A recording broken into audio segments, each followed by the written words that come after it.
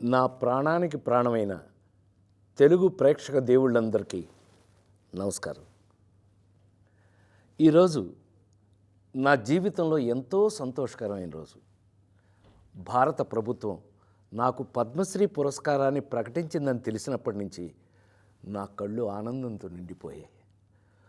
ఒక నటుడిని గుర్తించి ఇంతటి గొప్ప గౌరవాన్ని అందించిన భారత ప్రభుత్వానికి నా శిరస్సు వంచి నమస్కరిస్తున్నాను.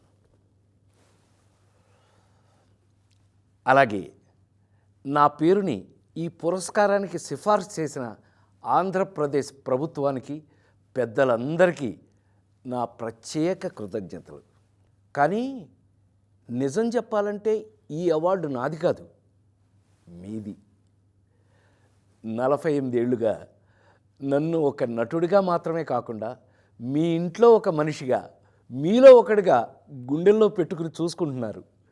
నేను నవ్వించినా ఏడిపించినా మా రాజేంద్ర ప్రసాద్ అని మీరు చూపించిన ఆప్యాయత నాకు దక్కిన నిజమైన అదృష్టం. ఆ ప్రేమే ఈరోజు నన్ను ఇక్కడ దాకా నడిపించింది. 2 తెలుగు రాష్ట్రాల ప్రజలు నన్ను సొంత బిడ్డలాగా ఆదరించారు. మీ రుణం ఈ జన్మలో తీర్చుకోలేను. నాతో పాటు ఈ ఏడాది పద్మ పురస్కారాలు అందుకుంటున్న దేశంలోని మహానుభావులందరికీ నా శుభాకాంక్షలు తెలియజేస్తున్నాను. మీ ఆశీస్సులు ఎప్పుడూ నా మీద ఇలాగే ఉండాలి.